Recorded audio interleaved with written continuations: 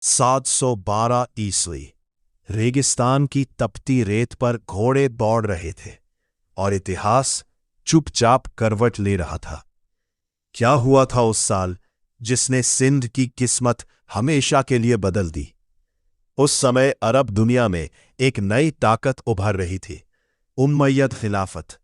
और उसी ताकत का एक युवा सेनापति, सिर्फ 17 साल का, नाम था मोहम्मद बिन कासिम।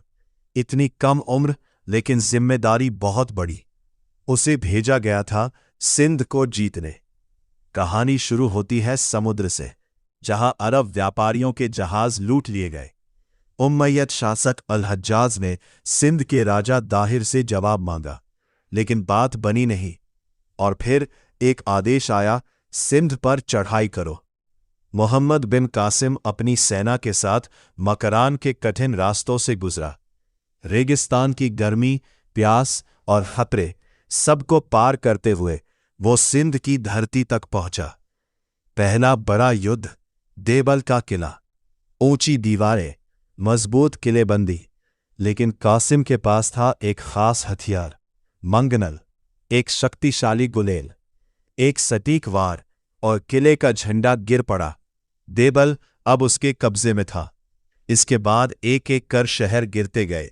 नेरून, ब्राह्मणाबाद। राजा दाहिर अपनी पूरी ताकत के साथ मैदान में उतरे।